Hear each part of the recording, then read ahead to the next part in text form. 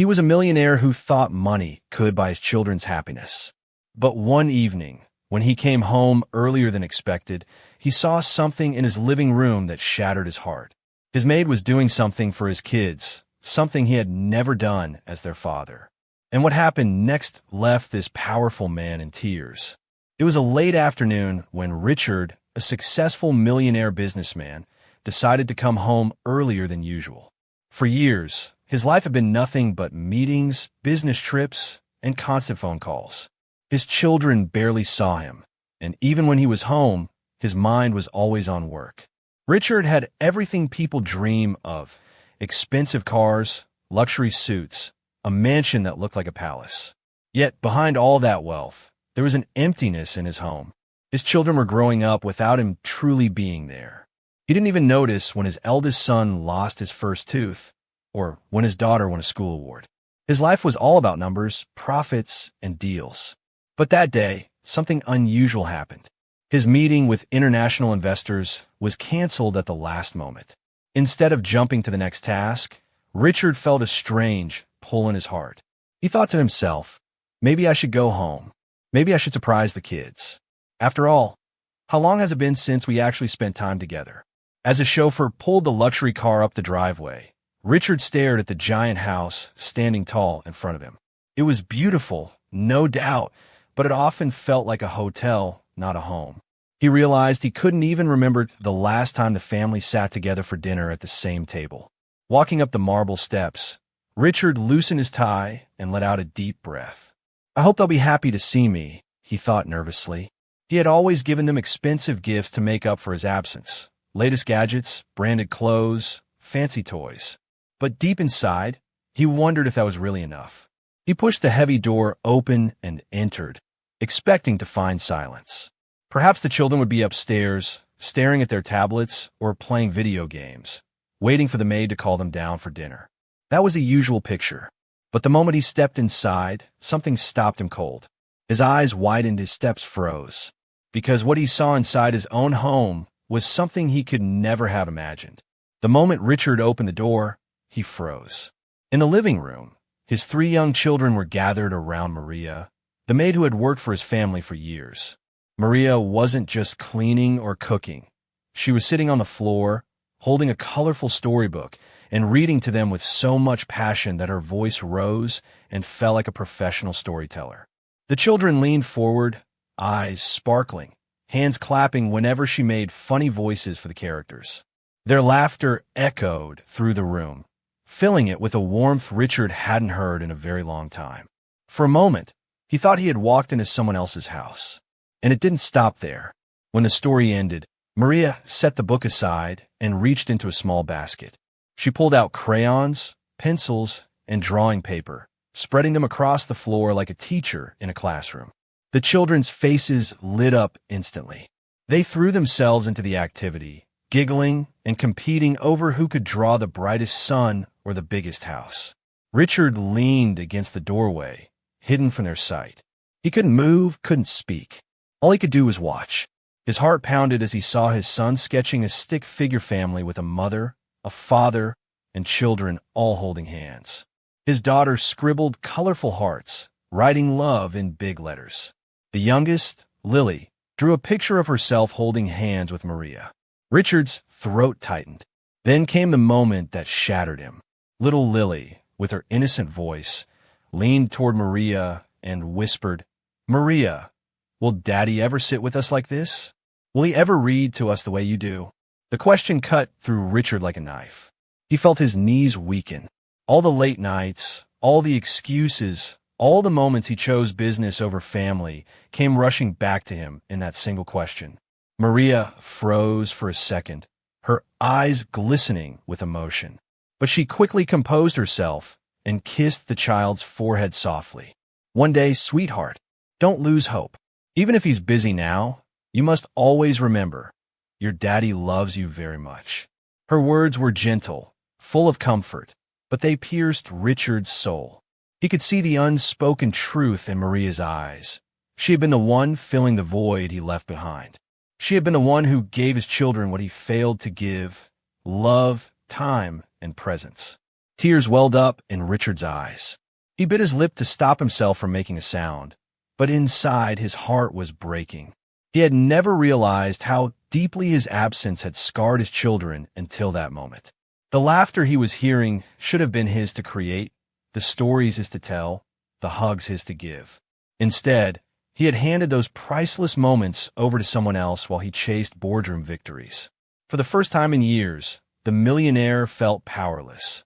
Not because of money, not because of business, but because he finally saw what he had truly lost. Richard stayed silent and listened as Maria continued to comfort the children. She told them stories about bravery, kindness, and family, her voice soft and steady like a lullaby. She wasn't rushing through the tales as though they were a duty. She was living every word, making the children believe they were part of the adventure she described. Their eyes widened with excitement when she spoke of heroes. They giggled at her funny voices, and they clapped when his story ended in victory. Afterward, she shifted effortlessly into another role. She guided them through their homework, patiently explaining each math problem, spelling word, or history question. She never lost her temper, never raised her voice. Instead, she encouraged them with gentle smiles. "You can do it," she said, patting Daniel's shoulder as he struggled with multiplication. "You're smarter than you think." When they made mistakes, she laughed with them instead of scolding, turning errors into opportunities to learn. And when their attention started to fade, Maria changed the mood instantly.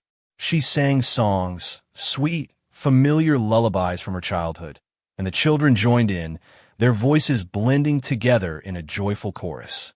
Soon, the room was filled with both music and laughter. She even brought out a tray of homemade cookies she had baked earlier, still warm, their sweet smell filling the air.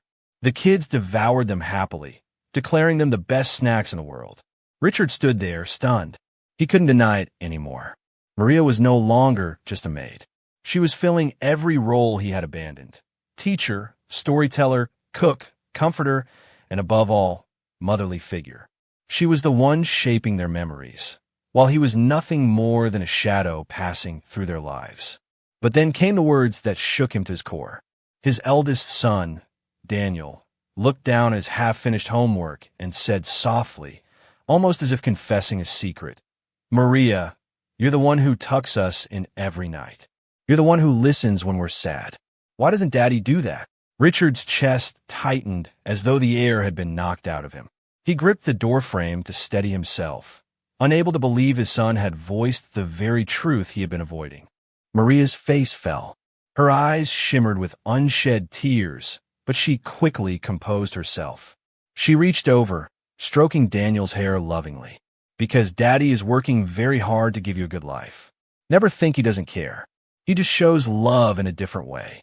But Richard could see the pain in her eyes. She knew his absence was more than just work. He had chosen the office over bedtime stories, the boardroom over family dinners, contracts over cuddles. He thought a big house, expensive toys, and the latest gadgets would fill the gap. But as he watched his children cling to Maria, finding comfort in her arms, safety in her words, and joy in her presence, he realized the harsh truth. He wasn't just missing time. He was missing their entire childhood. Unable to hold back any longer, Richard stepped into the room. His shoes clicked softly against the polished floor, and the sound made the children's heads turn all at once. The children gasped, their little mouths open in surprise. Maria instantly rose to her feet, her face flushed with embarrassment as though she had been caught doing something wrong. She quickly wiped her hands on her apron and stammered, "Sir, I didn't know you were home early. Please forgive me if I overstepped." But Richard gently lifted his hand, his voice trembling with emotion. "No, Maria, please don't stop." His children, who hadn't expected to see him so soon, rushed toward him with squeals of joy. They clung tightly to his legs, their small arms wrapping around him as if afraid he might disappear again. "Daddy, you're home. You came early," they shouted in unison, their faces glowing with excitement. For a brief moment, Richard couldn't breathe. He felt the weight of their innocence pressing against him, the warmth of their touch breaking through the cold barrier he had built around himself all these years. His knees gave way, and he knelt down, his expensive suit crumpling on the carpet as he pulled them into his arms. His eyes were wet, his voice a whisper. "I'm sorry, my little ones. I'm so sorry. I didn't realize how much I've missed, how much I've lost." The children buried their faces against his chest, clinging to him as if this rare moment of affection might vanish at any second. They didn't care about his business, his money, or his success. They only cared that their father was finally here, holding them close. Maria stood silently in the background, her hands folded, her expression torn between guilt and relief. She had never intended to take his place, only to fill the emptiness his absence created. She lowered her gaze, unsure if she had done right or wrong. But then Richard turned toward her. His eyes were red, his voice breaking as he spoke. "Maria, you've done for my children what I should have been doing all along. You've given them love, warmth, and care when I wasn't here to give it. And for that," his lips quivered, his proud demeanor gone. "For that, I can never thank you enough." Maria's eyes widened, and she shook her head quickly. "No, sir, please. I only did what any woman with a heart would do. They're such wonderful children. They deserve love." But Richard only bowed his head. The millionaire who was known across the city for his power, confidence, and pride now stood humbled, stripped of his arrogance. For the first time in years, tears rolled freely down his cheeks, not from failure in business, but from realizing the truth in his own home. In that moment, Richard wasn't a millionaire, a tycoon, or a businessman. He was simply a father who had nearly let his children grow up without him. That night marked the beginning of a new chapter in Richard's life. For the first time in years, he sat at the dinner table with his children, not as a guest passing through, but as a father who truly belonged there. He listened as they shared small details about their day, what happened at school, who won at recess, which subject they struggled with. Simple conversations that once seemed unimportant now felt priceless to him. He made a solemn promise to himself and to his children: no more missed dinners, no more broken promises. He would no longer allow the glow of his phone or the pressure of meetings to steal these precious moments. Work could wait, childhood could not. From that day forward, Richard began to adjust his entire schedule. Business partners were shocked when he started declining late-night meetings. "Family time," he would say firmly, a phrase no one had ever heard him use before. His assistants noticed the change too. His evenings were blocked out, not for clients, but for his children. He began reading them bedtime stories, not just rushing through the pages, but acting out the characters the way Maria had done. His kids laughed and clapped, their eyes lighting up with joy. For the first time, he heard his home filled with real, genuine laughter. Laughter that wasn't from toys or screens, but from love. Homework sessions that once fell entirely on Maria's shoulders now included Richard sitting beside his children, explaining math problems, sounding out words, or cheering when they got the answers right. Sometimes he struggled, sometimes he stumbled, but his presence mattered more than perfection. Slowly, his mansion transformed. It was no longer just walls of marble and glass. It became a home, warm and alive. As for Maria, Richard made sure she knew her value. Gratitude alone wasn't enough. He raised her salary significantly, ensuring she never had to worry about her future. More than that, he paid for her children's education back in her hometown, giving them opportunities they never dreamed of. But beyond financial help, Richard did something even greater. He welcomed her into the family. At the dinner table, Maria no longer stood in the background. She was invited to sit with them, to laugh with them, to share in the love she had helped nurture. One quiet evening, as Richard tucked Lily into bed, she looked up at him with shining eyes and whispered, "Daddy, I'm happy now. You read stories just like Maria does." Richard's heart swelled. He kissed her forehead gently and whispered back, "And I'll keep reading them every night, my princess." In that tender moment, he realized something profound. He had spent years building an empire, chasing wealth, and earning respect in the outside world. But inside the walls of his own home, he had nearly overlooked the greatest treasure of all. Now, with his children in his arms and his heart finally open, Richard discovered that love, family, and the bond between a father and his children were worth more than all the riches he could ever earn.